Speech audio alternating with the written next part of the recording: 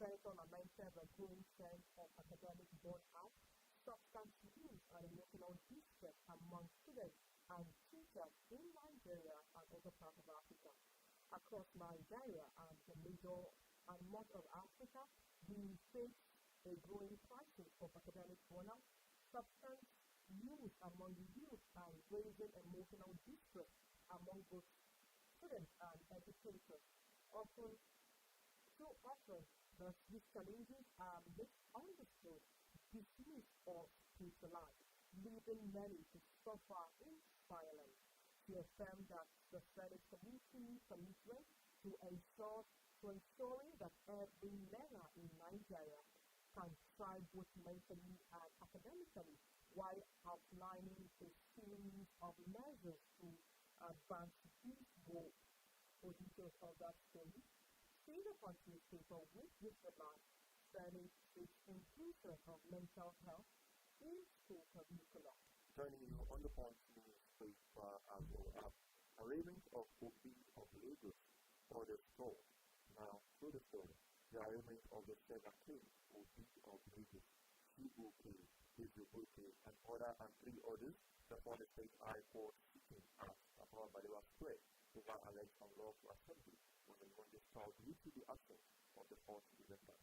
Izubuke alongside Chief Martin Wanduka, Ibuzo Ani, and Dr. Sunday Ige was charged before the Justice Abdulrasaq meeting by the Lagos State Government. They are facing 3 counts involving on conspiracy, unlawful assembly, and creation of a system crisis provided against them by the Lagos State Government. The defendants were accused of conspiring among themselves to commit offences. The incident happened sometime between August 2025 and February 13, 2025. At the 14th area of the state, they were also accused of unlawful creating a system title Lagos State and decay over Indigo Lagos State without lawful authority. They were alleged to also have committed the offense on or about November 8, 2024 at number 18 and Jerry Street beside the city Hotel Police Station, Lansing. According to the charge, the offense committed contravened section 411 and 34 of the Criminal Law of Lagos State 2015 when the matter came up for them to take their plea. The arraignment could not go on as the 4th defendant who did not show up in court. The state prosecutor BT Ademola told the court that the matter was for arraignment and that he was ready to speak. For details of this particular story, see the Punch News paper with the headline, Arraignment of OB of Lagos Order Store.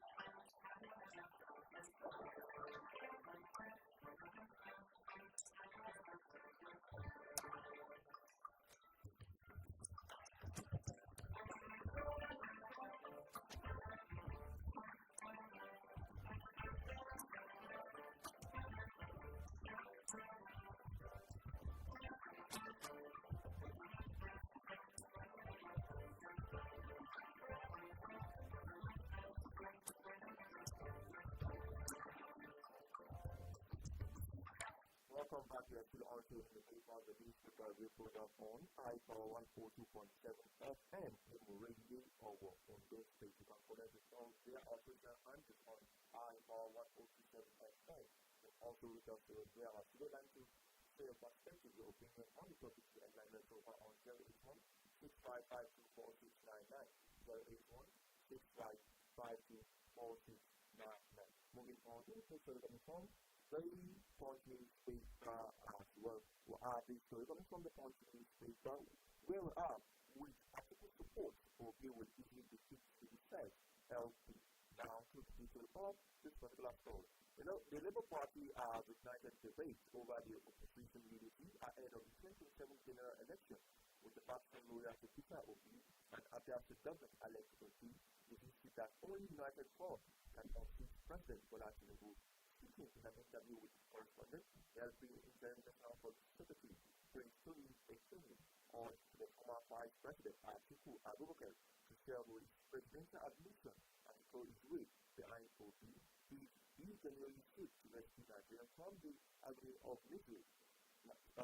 He quoted in said, and I quote, if Atiku can go deep inside his soul and demonstrate that he truly loves his country by standing up to support OP for the presidency, he can then choose anybody of his choice, even his last one as the vice president candidate. Tinubu will be the easiest equivalent in the world to defeat in 2027. The only thing that can prevent that is if Atiku insists that he must be the president at all costs. Okay, he described constitutional unity as the only antidote to what he became the tragedy of the divided ambition that had repeatedly handed victory to the ruling party. He also said Tinubu's administration was overloaded with greed and defension, warning that the ruling All Progressive Congress was heading for imposture. Is what I quoted, I have no fear about one part state. What should be convinced Tinubu and his Frenchmen in sympathy, let him know that we of the Labour Party sympathize with him before he is crying, which is decamping the domino, a nest of soldiers and into his coffin. Is what I quoted again, when we crash come, he should remember that we said so and accept our sympathy in advance, and what he is doing is overloading his food, which under is already tearing apart in the country. Attending also praise of his leadership, quality like in Singapore's late Prime Minister Lee Kuan Yew, who transformed his country through discipline, virtue, and national vision. For details of this particular story, see the country's 25 the headline, which actively supports or he will easily defeat Tinubu said Labour Party. And of course, talking politics, ADC suspends South Vice Chairman for alleged anti-party activity. Now the details from the Punch.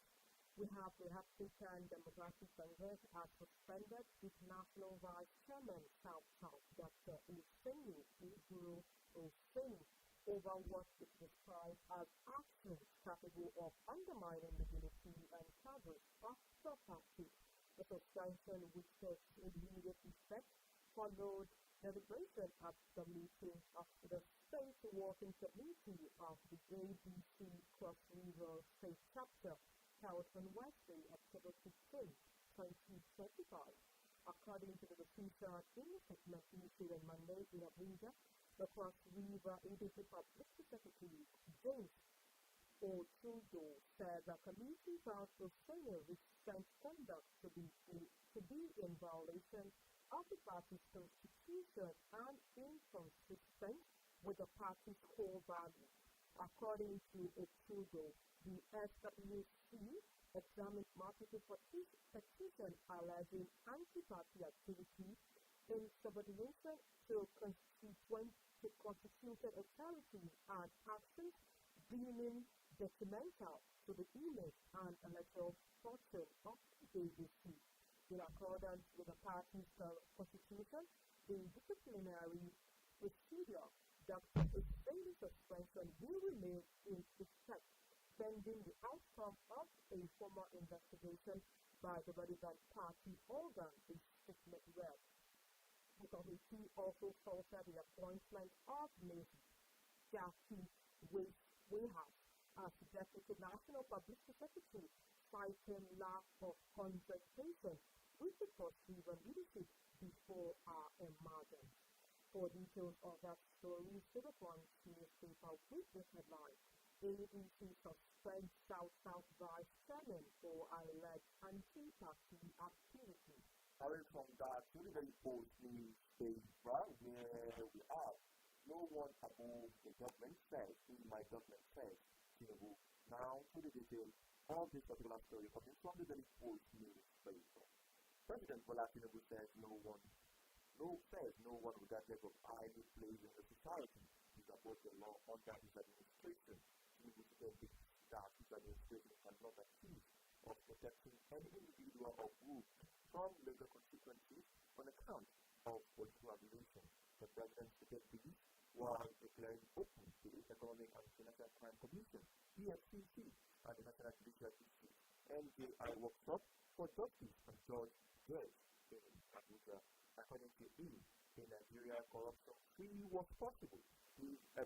committed to doing the right thing in their respective spheres of influence. The Nigerian leader attached the judiciary to remain steadfast, impartial, and incorruptible in dispensing justice. They want that the breaking of any society begins when those entrusted with interpreting its law becomes the king's compromise. But I quoted that the federal government, under any watch, will make sure that no one is above the law. Withdraw our moral distinction as a people from the judiciary, and we owe it the reference and the autonomy to remain the last sanctuary of our collective consequence. There is also a certain level of consternation over the existence of a court in serious corruption matters that endanger freedom. A society is privileged with the wrong end of the stick. The Tinubu said this while the conference continues all the federal story repeatedly post news with the headline, "No one above the law in my government," said Tinubu. Still taking first from the Times, where we have EFCC recovered 500 billion, secured 7,000 convictions under my watch, says Tinubu. Now the details.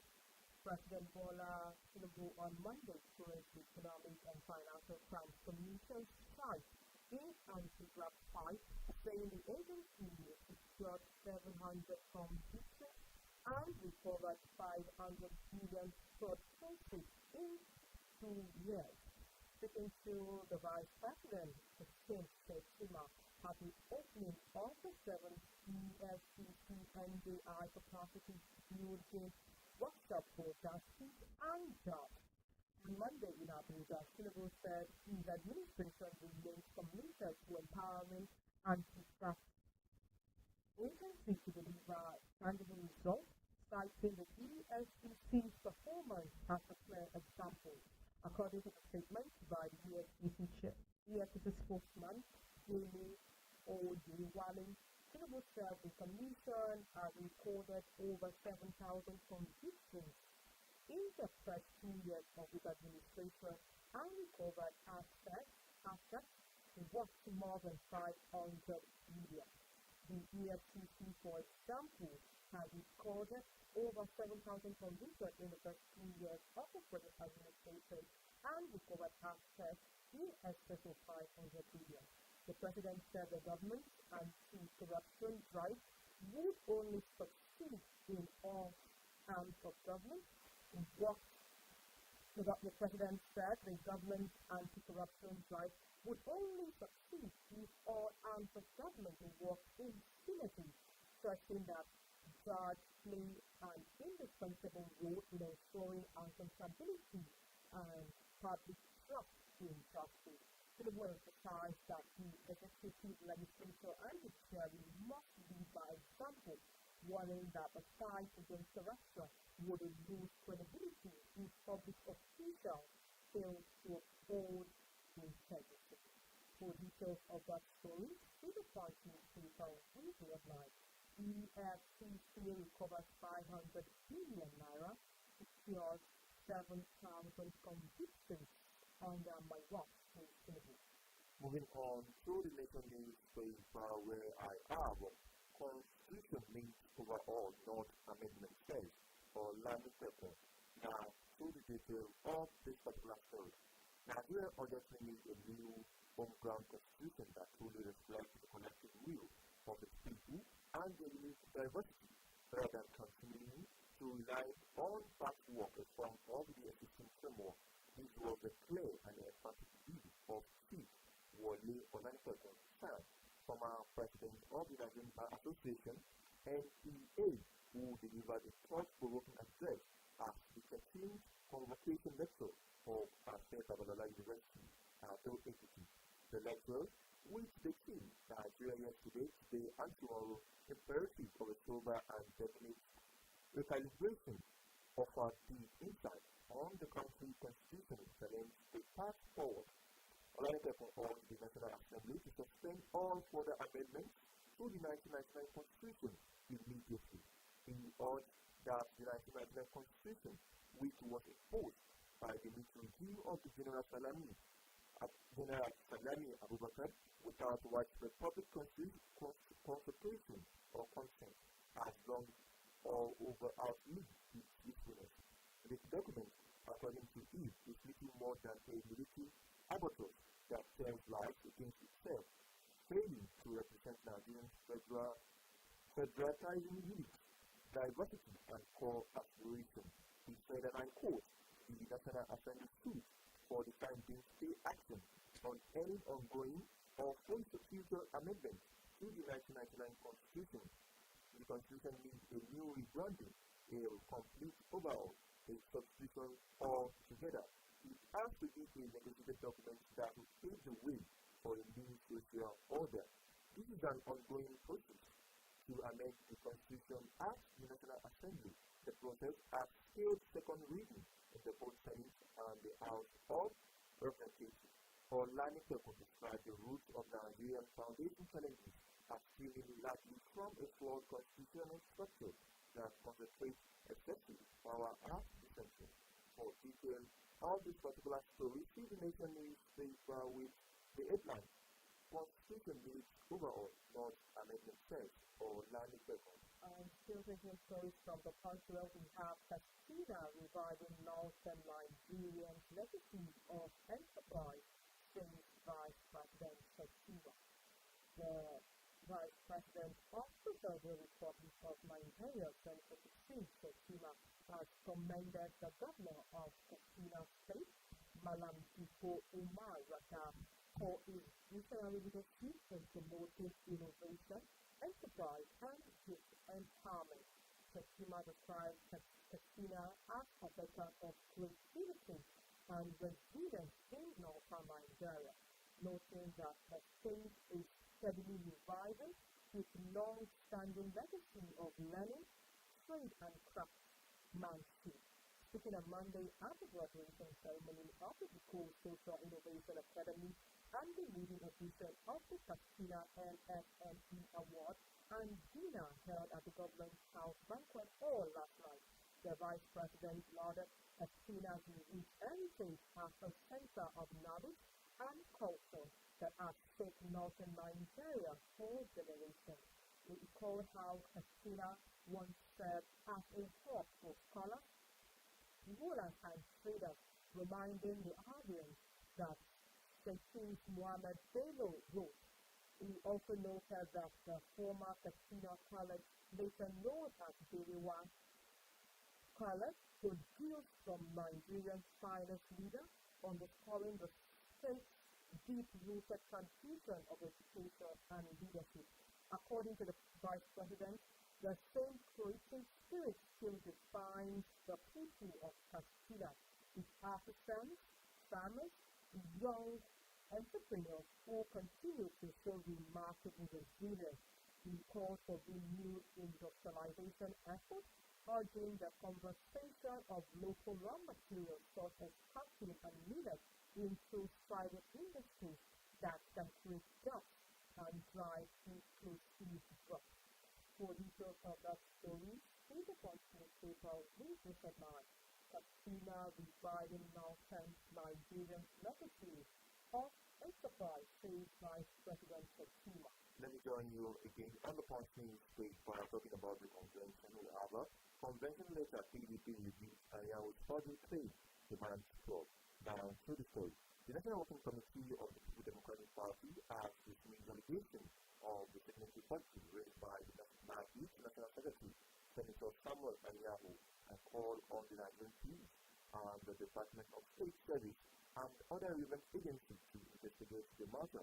The NWC insisted that Anyahu personally signed the letter to the Independent National Electoral Commission announcing the party forthcoming National Convention in November in the presence of governors, NWC members, and other senior officials addressing journalists in Abuja on behalf of the NWC. PDP National Public Secretary Ipo Ologwara maintained that Anyahu signed several official letters, including the one notifying INEC of the convention schedule for November 15 and 16 in Ibadan or your state. The statement said, and I quote, people can have alternative propaganda and choose to drive these stories, but there is no alternatives to facts. Olograba said, interestingly, the alleged forgery has been reported to security agencies, namely the DSS and the police.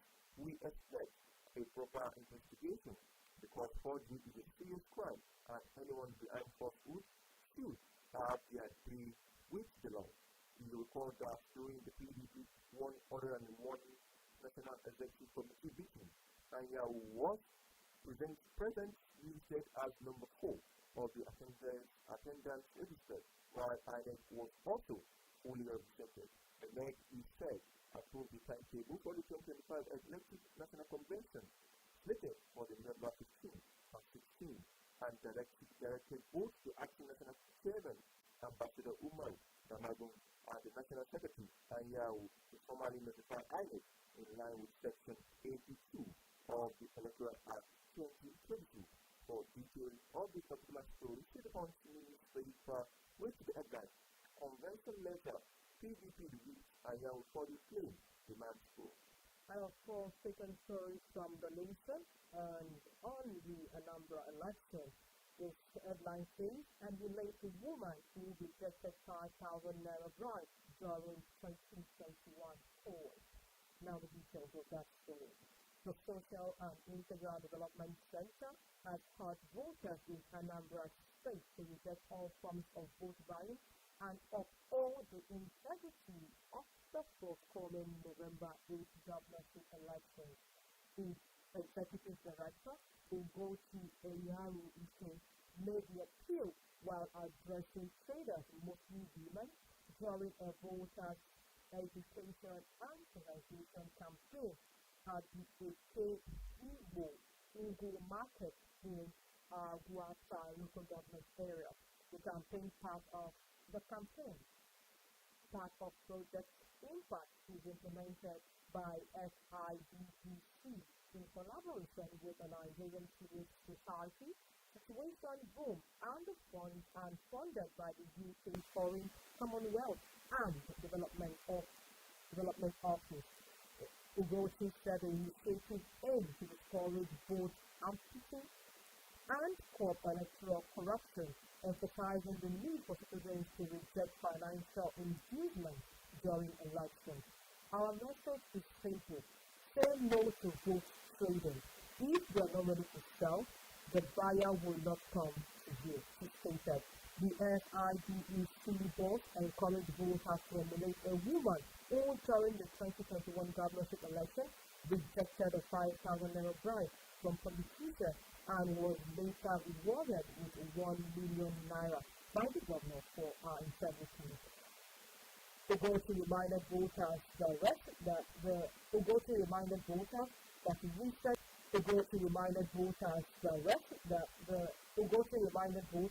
that recent electoral reforms have strengthened Nigerian voters' process, making votes count more than ever before. Politicians now know they cannot manipulate the system as before, so they resort to buying votes. This is why your vote is your power. Do not misuse it, to emphasize. For details of that story, see the Nation newspaper with this headline. Emulate woman who rejected 5,000 naira bribe during 2021 poll. And I just joined you on in the paper, the newspaper program on iPower 142.7 FM. And join us on all our social media and on iPower 147 FM.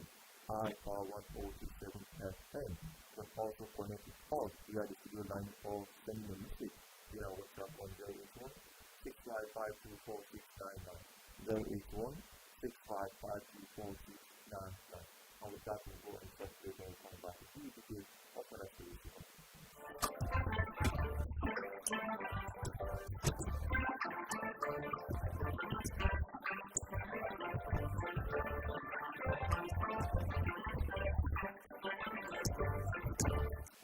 Welcome back. We're still on in the paper, the news supervisory program on iPower 102.7 FM in Morelli Forward on those states. Moving on with a story coming from the Punch News, they start talking about the NFF. NFF confirmed Egypt USA friendly off. Now to the story. The Nigerian Football Federation has confirmed the cancellation of the Super Eagles planned friendly match against Venezuela and Colombia in the United States, following the team's qualification for the 2026 World Cup playoff. Speaking to the Punch on Monday, NFF Director of Communication Dr. Ademola Olajiri said the decision was inevitable after the Super Eagles secured a place of sport. He said, and I quote, "Yes, we have cancelled it, and it is automatic. It is bound to happen if we qualify for the playoff. There is no way we can participate in the playoff on November 13 and 16 and still play the friendlies. The two friendlies are arranged through NSF Freedom match against the Europanto of the Eurogata Sport was originally scheduled for November 14 and 18 in Austin, Texas and New York, respectively. Nigeria was set to play or to face Venezuela at the Shell Stadium before taking on Colombia at the Cited Field Stadium in Punch. For detail of the particular story, to the Punch newspaper with the headline, NSF confirms Eagles, USA sends off. And of course, with this one from the Guardian, where we have the hashtag NSF, police response leaders as Nigerians demand justice 5 years after. Now read 5 years after, the hashtag NSF protest took Nigeria and caught global attention to police brutality. The start of the protest that rocked the popular Lekki Toga Plaza remained in silence as there were no vests, news or silent march and candlelight procession held at the hashtag NSAS epicenter to remember the comforter who died at the hands of the security personnel. These orders, including the global rights and the rule of law and accountability advocacy center, have recommended government's inability to deliver the police response and justice for the victims, noting that since democracy thrives on trust and accountability, the right to protest is not a privilege granted by the state. It is a democratic right that protects the state itself from tyranny. Lagos, which has always been a boiling pot of social unrest, resistance and agitation, especially by civil society groups and students, have never witnessed a scale of destruction that happened that fateful day in October. Disturbed by the wanton display of lawlessness, which evolved after some security personnel visited violent shooting on unarmed youngsters, the Lagos State government set off a judicial panel. No sooner was a panel set up than skepticism took over as residents recalled the destruction by a detachment of soldiers numbering none less than 1,000 of Kalakuta Republic, the musical theater of Nigeria after the king, Fela Anikulapo Kuti, in February 18, 1977. Although most residents received the set-up of the panel of inquiry as a rehash of Fela's song, Government Magic, where people choose to commemorate what they call massacre on every October 20, the anniversary of the infamous attack on civil protest. For details of that story, see the Guardian newspaper with the headline, hashtag NSAS. Police reform leaders as Nigerians demand justice 5 years after. And with that, we've come to the end of today's edition of Interviews on IFR 142.7 FM. Before we go, let's take a look at the headlines. News is an headline coming from the Punch newspaper. The Punch news is a headline coming from the Punch newspaper, according to your air from IFR 142.7 FM. You have Labour gives federal government 4 weeks to end property crisis. And of course, this will also coming from the... Okay, another one coming from the Punch newspaper as well. arrangements for Obi of Lagos order for. This one from the country we have in Edo Assembly from Obafeki Hotel and Museum Project. The politics to reform Ondo State from the opening paper we have Ondo record 269 road crashes, 130 deaths in 2025 says FLSC. And of course, this one from the country we said Senate seeks inclusion of mental health in school curriculum. So in rural areas, irony to begin PUC distribution conduct mock accreditation Wednesday from the National State. And of course, from Ondo State where we have argued that we have cleared 2.4 billion naira backlog. From the report newspaper, Tinubu says no one above the law in my government. And of course, that is how far we can go on today's edition of In the Principal, a newspaper review program. We're going to use top stories, latest headlines on today's newspaper. And of course, we have you listen to us so far. And we want you to stay around, don't touch the dial, keep listening to us. 107 FM, as we have loads and loads of programs coming after this very program. I remember Florence Abdulrasaq and my colleague. I am Abdulrasaq, and it's been a beautiful morning to you and a beautiful morning ahead of you. Many thanks for listening as always. Good morning.